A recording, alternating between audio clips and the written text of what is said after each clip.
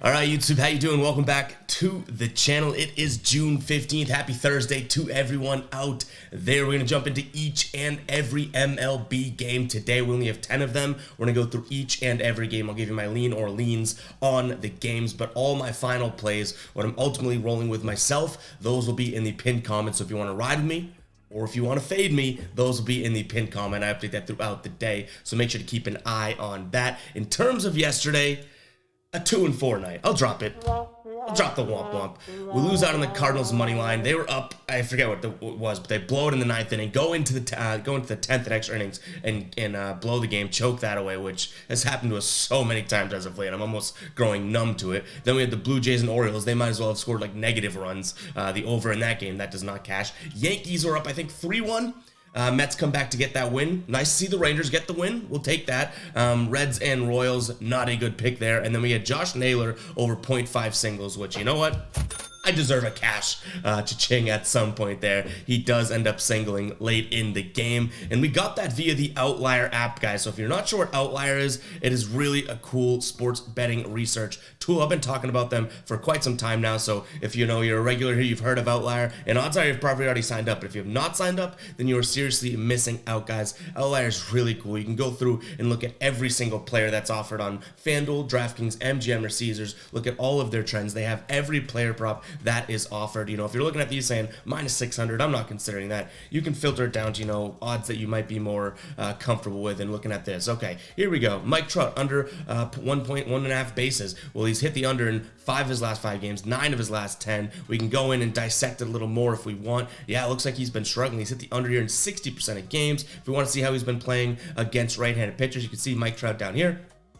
Right-handed pitchers, he's only batting .246 against righties. That could be a play if you are willing to go ahead and bet against one of the better guys in the league. But Outlier is really cool. They also have the games tabs. You can see how teams are trending. You can also look at the betting percentage and the money percentage as well. Very, very cool app, guys, both for the desktop as well as mobile. Make sure to go check that out. Use that link in the description. 7-day free trial. Go check out Outlier, guys. You will not be disappointed. I can almost promise you that. Like I always tell you guys, the worst thing that can happen here is you sign up for the free trial, you like it so much that you end up paying for it. But it's only $20 a month, $19.99 actually, and I love the comments that I'm seeing of, wow, this thing paid for itself in the first week, which is really cool to see. So definitely go check out Outlier, guys. I would not recommend something that I don't use myself, and I'm using that damn thing every single day. But hit that subscribe button, hit that like button. Let's buckle up and let's jump in. We got the Orioles taking on the Blue Jays in this one.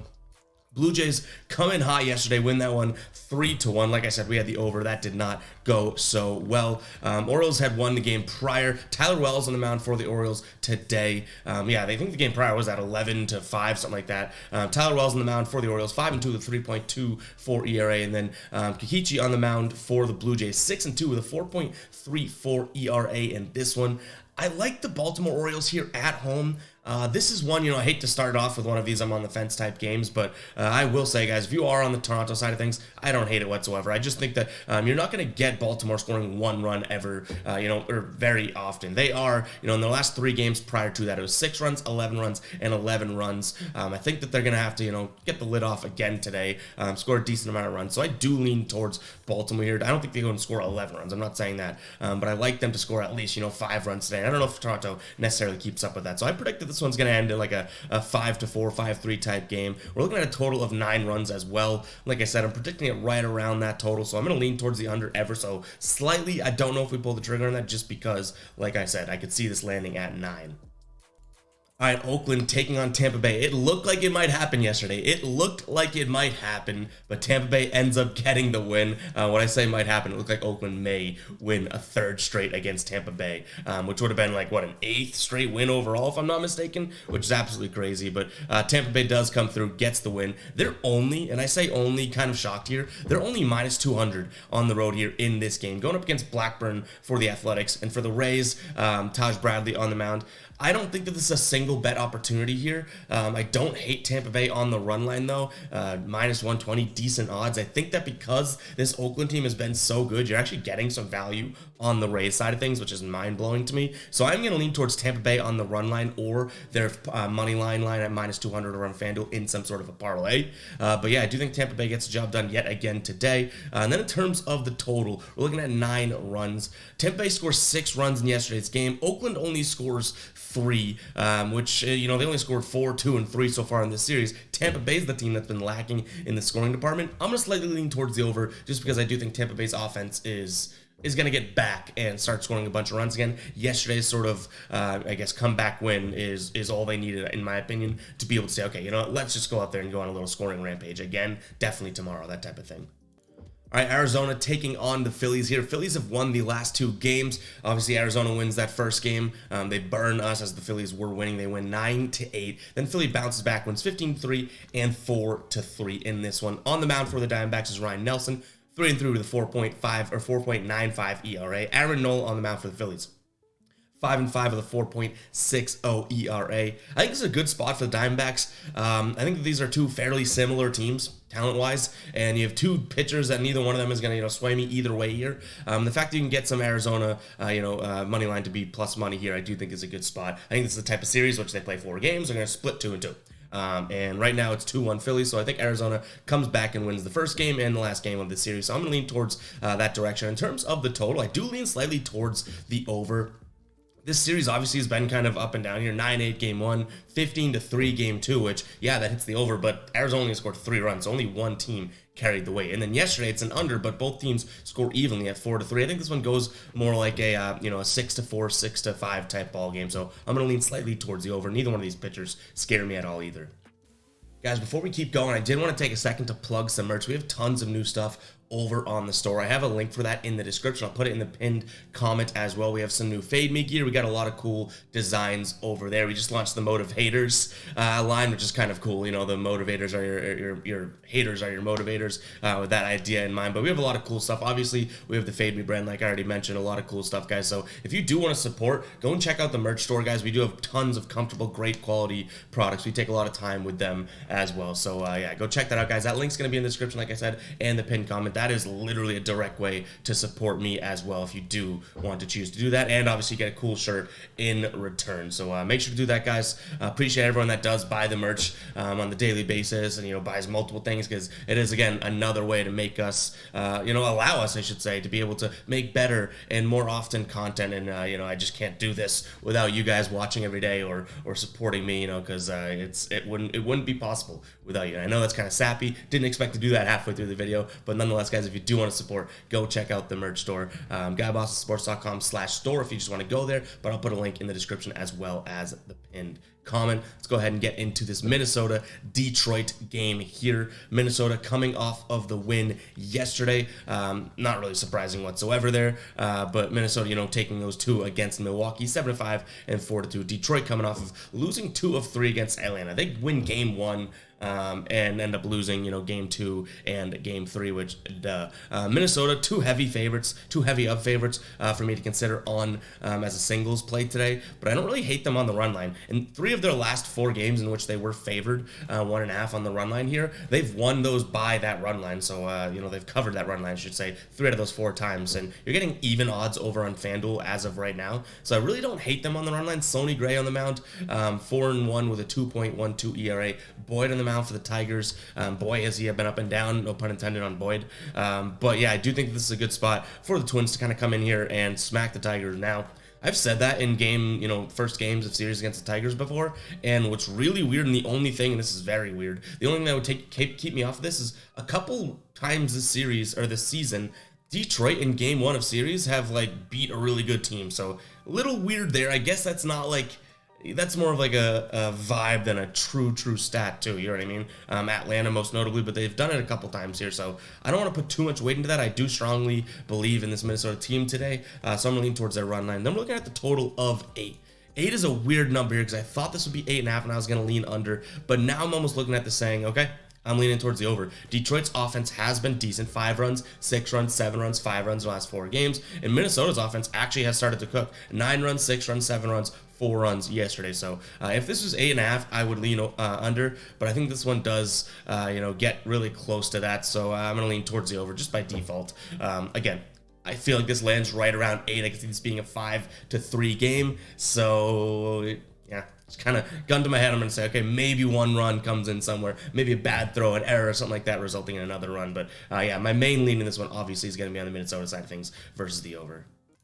All right, Braves take on the Rockies. Rockies coming off a series against the Red Sox. They take 2 of 3 there as heavy underdogs too. They won game 1 plus 200, won game 2 plus 180. Atlanta coming off of taking 2 of 3 against Detroit. They were heavy favorites there, and by no surprise, Atlanta is heavy favorites again in this one. Right now, minus 250 over on DraftKings. Total sitting at 9 runs. I like Atlanta here, even on the run line at minus 120, and I also like the over a lot in this game as well. I think that this is going to be a game in which, hopefully this Colorado team can continue to do what they did in games 1 and 2 of this game. Yesterday was a little weird. There was a rain delay for about, 2 hours against the Red Sox. So obviously maybe their bats weren't ready or they got kind of sleepy, something like that. But Atlanta's offense has looked pretty good in the last few games here. In 4 of their last 5 games, they scored at least 5 runs. They scored double digits twice in the last 10 years. So I do think that their offense is rocking and rolling, and I have no fear of them going up against Kyle Freeland here, who obviously probably is one of the better arms, if not the best arm, in that Rockies rotation, but he's 4-7 with a 3.91 ERA.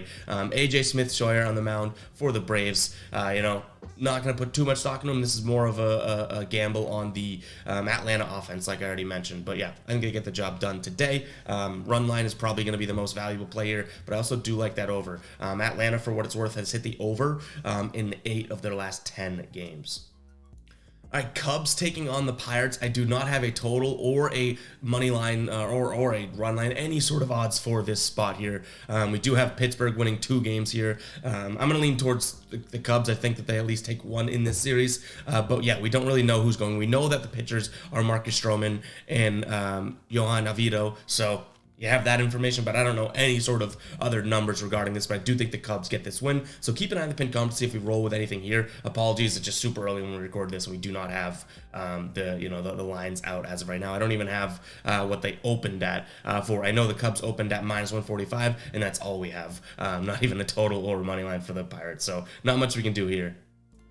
All right, Rangers come back and finally get a win in this series for us, and today we have a really good game, guys. At least 2 good pitchers on the mound. We have Nathan Eovaldi on the mound for the Rangers, and you have Shohei Ohtani on the mound for the Angels. I think the public's going to be on Shohei. I think that they're going to think that, whenever he's pitching, it's the time to back the Angels, which isn't always that wrong, obviously, right? But Eovaldi has been dealing, man. 9-2 with a 2.49 ERA. I'm leaning towards the Rangers here at minus 140. Is the best value?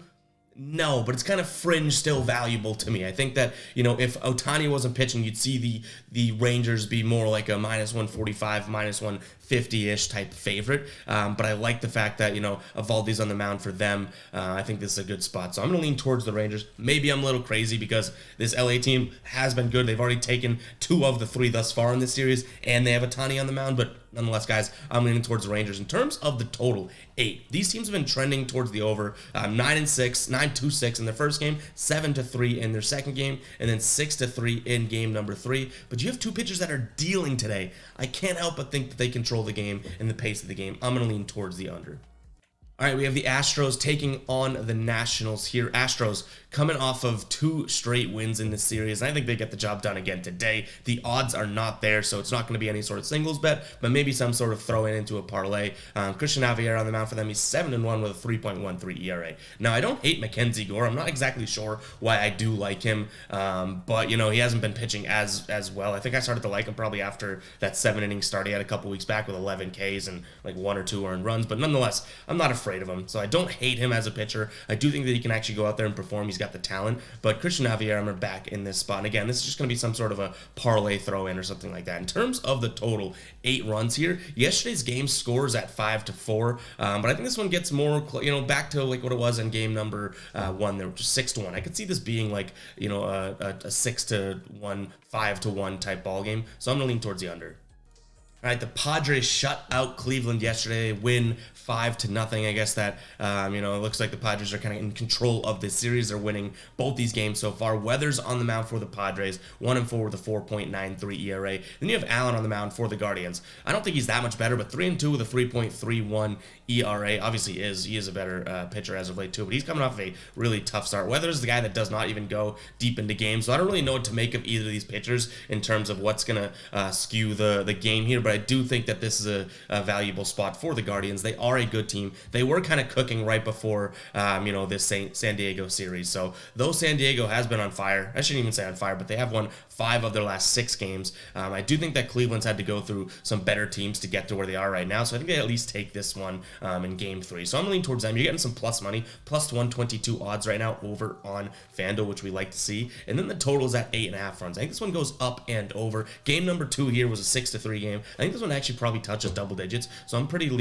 strongly leaning towards the over. Keep an eye on the pin comment, see if that becomes a final play, because the only thing that would keep it off is that we've just seen these offenses a little too inconsistent as of late. I can't look for double digits when, we barely have seen that in the past.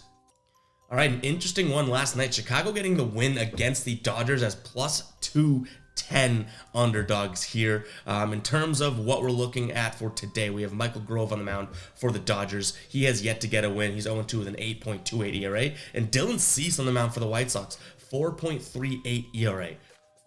Call me crazy, but I do lean White Sox again. This may be one where I'm leaning it and rooting for the White Sox, but I don't know if I can actually, have the cojones to pull the trigger on it, because obviously Dodgers at minus 145 is literally so tempting. Literally so tempting. I did not think you'd get the Dodgers out of the minus, 200s in this series. Never mind minus 145. So it's probably dumb of me to lean towards the White Sox here. But I just think that I can back Cease. I like the White Sox maybe on the run line as well. But yeah, this is probably one where I don't have the balls to pull the trigger on it as a final play. But I end up, watching this game with this sort of rooting interest for the White Sox. But I'll probably ultimately end up losing that one. Remember, guys. So, I'm going to lean towards the White Sox. It's kind of crazy. You know what? Screw it. We'll sound the alarm. But yeah, guys, I'm going to lean towards the White Sox. In terms of the total, I think this one goes up and over. Hopefully the White Sox can score, 8 runs again like they did yesterday, because that help. But yeah, if they go out there and score, 4 runs, I think, and the Dodgers can give us a floor of 4 runs. All we need is a couple more runs to catch the over here at some point during the game. So I'm going to lean towards the over. But again, I think this one is more of a rooting interest for me than actually putting my money on, because I do think that there's a strong chance the Dodgers come out here and mollywop the White Sox coming back. Offensively, obviously Michael Grove isn't going to be the catalyst in this, but I do think that, obviously their offense probably is a little mad that they lost to the White Sox. But guys, that's all I have for you guys today. Only thing I want to say before I let you go is that we are still out here promoting and grinding our asses off over on Jock Market, guys. So if you do want to check out Jock Market, make sure to use that link in the description or the pinned comment. It is becoming one of my favorite DFS apps, the player prop apps. You get 100% of your first deposit matched. That is a absolute no-brainer. You throw in $100, they will give you 100 free bucks. You'll have a $200 account balance, and you can go and play and throw 2 to 5 player props in together in some sort of a parlay for a structured payout. And the more you get right, the more you get paid. It is a really cool app. If you're not checking it out, go check that out, guys. You can download that with the link in the description or in the pinned comment, and you get that deposit match. But yeah, that's all I have for you guys today. Hope you guys did enjoy, and I'll catch you guys in the next one. All right, peace out.